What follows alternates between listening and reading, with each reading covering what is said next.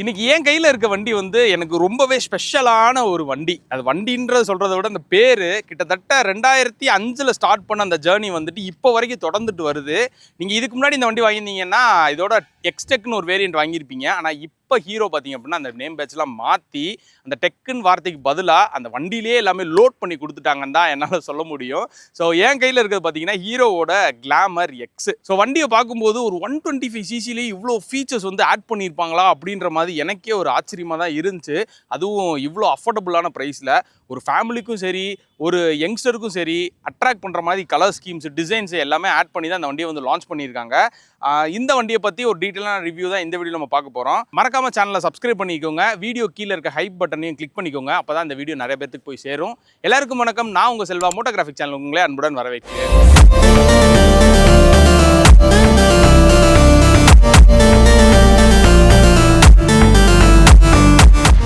So first இந்த வண்டியோட டிசைன்லேருந்து start பண்ணிடுறேன். ஃப்ரண்ட்லலாம் இப்போ வைசர் நல்லா எக்ஸ்டெண்ட் பண்ணி கொடுத்துருக்காங்க. ஃப்ரண்ட் ஃபேஷியாக பார்க்குறதுக்கு வந்து பார்த்திங்க அப்படின்னா அவங்களோட அந்த பாண்டிங் விட்டு போகாத அளவுக்கு ஹார்னோட ஃபேஸிங் மாதிரியே இருக்குது. All and all LED lights தான் ப்ரொவைட் பண்ணியிருக்காங்க நம்மளுக்கு. டிசைனு கிராஃபிக்ஸு இது எல்லாமே ரொம்பவே அட்ராக்டிவாகவே கொடுத்துருக்காங்கன்னு என்னால் சொல்லிட முடியும். ஸோ என்ன இருந்தாலும் டிசைன் வந்து ஒரு அளவுக்கு தகுந்த மாதிரி மாறிட்டே தானே இருக்கும். ஸோ உங்களுக்கு இந்த டிசைன் எப்படி இருக்குன்னு சொல்லிட்டு கமெண்ட் செக்ஷனில் கமெண்ட் பண்ணுங்கள். ஸோ இந்த வண்டியோட டெக் ஃபீச்சர்ஸ்க்குலாம் போயிடுவோம். ஸோ ஃபஸ்ட்டு இந்த வண்டியோட இன்ஜின் ஒரு 125 சிசி இன்ஜின் தான் கொடுத்துருக்காங்க. ஒரு 11.4 பிரேக் ஹார்ஸ் பவரும் 10.5 நியூட்டன் மீட்டர் ஆஃப் டார்க் வந்து ப்ரொடியூஸ் பண்ணுன்னு சொல்லிட்டு அவங்களோட ப்ரௌசரில் கொடுத்துருக்காங்க. இதில் என்ன அப்படின்னா இந்த வண்டியை வந்து கம்ப்ளீட்டாக நான் பார்க்குறது வந்து ஒரு ஃபேமிலி ஓரியன்டான வெஹிக்கிளாக தான் நான் பார்க்குறேன். அதுக்கு ஏற்ற மாதிரி நல்லா லீனியராக பவர் ப்ரொடியூஸ் ஆகுது. டே டு டே லைஃப்க்கு வந்துட்டு நீங்கள் ட்ராவல் பண்ணுறதுக்கு ரொம்பவே யூஸ்ஃபுல்லாக இருக்கும். எனக்கு எந்த இடத்துலையுமே ஒரு ஹார்ஷாக இந்த வண்டியோட இன்ஜின் எனக்கு ஃபீல் ஆகவே இல்லை. நல்லா ரிஃபைன்டாக இருக்குது இன்ஜினு. ஸோ இந்த இன்ஜின் பொறுத்த வரைக்கும் நல்லா லீனியராக பவர் ப்ரொடியூஸ் ஆகிறனால நீங்கள் ஃபேமிலியாகவும் சரி சோலோவாக கொஞ்சம் லாங் டிஸ்டன்ஸ் போகிறீங்கனாலும் சரி இந்த இன்ஜின் வந்து உங்களுக்கு நல்லாவே இருக்கும். எனக்கு ஹீட் ப்ரொடியூஸ் ஆகலை, வைப்ரேஷன்ஸ் அவ்வளோவா தெரியவே இல்லை. 5 ஸ்பீட் கியர் பாக்ஸ் வந்து இதில் வந்து கொடுத்துருக்காங்க. இந்த 5 ஸ்பீட் கியர் பாக்ஸில் பழைய வண்டி ஓட்டும் போது எனக்கு வந்து நல்ல ப்ரிசைஸாக இருந்துச்சு. இந்த கியர் பாக்ஸ் கியர் ஷிஃப்ட் பண்ணுறதுக்கு எங்கேயுமே கடுசாக இல்லை. ஆனால் இந்த கியர் வந்து பார்த்திங்க அப்படின்னா இது புது வண்டி. ஸோ அதனால் இது ஷிஃப்ட் ஆகும்போது எனக்கு கடுசாக ஃபீல் ஆகுது. ஸோ நீங்கள் இந்த வண்டி எடுத்து கொஞ்ச நாள் டிரைவ் பண்ணியிருந்தீங்க அப்படின்னா எனக்கு கமெண்ட் செக்ஷனில் கமெண்ட் பண்ணுங்கள் இன்னும் உங்களுக்கு அந்த ஃபீல் இருக்கான்னு சொல்லிட்டு.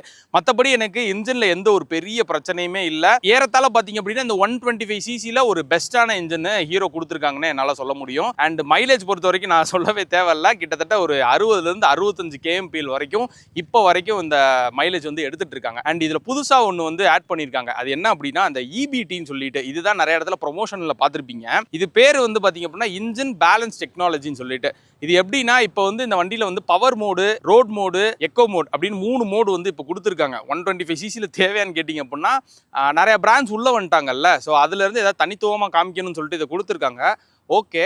ஸோ இதனால பார்த்தீங்க அப்படின்னா நம்மளுக்கு வந்து பவர் ப்ரொடியூஸ் ஆகுறது வந்து ரொம்ப ரொம்ப மைன்யூட்டாக நீங்கள் ரொம்ப நேரம் வண்டி ஓட்டிகிட்டு இருக்கீங்க அப்படின்னா அப்போ தான் உங்களால் வந்து அது கணிக்க முடியும்.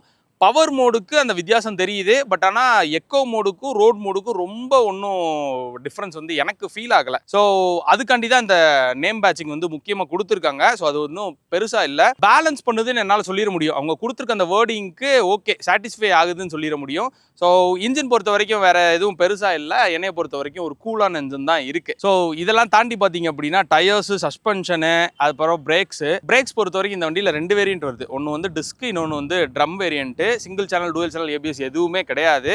ஸோ என்னென்னமோ ஃபீச்சர் ஆட் பண்ணியிருக்கீங்க. ஒரு சிங்கிள் சேனல் மட்டும் ஆட் பண்ணியிருந்தீங்க அப்படின்னா இன்னும் நல்லா இருந்திருக்கும். ஸோ பிரேக்கிங் வந்து குறை சொல்கிற மாதிரி இல்லை, ஓகேவாக தான் இருக்குது. ஸோ நான் இந்த சிட்டிக்குள்ளே ட்ரைவ் பண்ணவும் சரி, ஹைவேஸில் ட்ரைவ் பண்ணவும் சரி பைட் பாயிண்ட்டு நல்லாவே இருக்குது. இந்த பவருக்கு வந்துட்டு இந்த பிரேக்கிங் சிஸ்டம் வந்து ஓகே. டயர்ஸ் பொறுத்த வரைக்கும் பார்த்தோம்னா ஃப்ரண்ட்டில் 80, ரியரில் 100. ஒரு கம்யூட் பண்ணுறதுக்கு தேவையான கிரிப்னஸ் வந்து இந்த டயர் வந்து எனக்கு ப்ரொவைட் பண்ணுச்சு. அண்ட் சஸ்பென்ஷன் ரொம்ப ஒன்றும் ஸ்டிஃபராக ஒன்றும் ஃபீல் ஆகலை. ரியரில் மட்டும் கொஞ்சம் வந்து அவங்க சாஃப்டர் சைட் போயிருந்தாங்க அப்படின்னா இன்னுமே நல்லா இருந்திருக்கும். ஆக மொத்தம் இந்த ரோட்டில் டிரைவ் பண்ணும்போது எனக்கு ஒரு நல்ல ப்ளீஸிங்கான ஃபீல் தான் இந்த வண்டி வந்து எனக்கு கொடுத்துச்சு.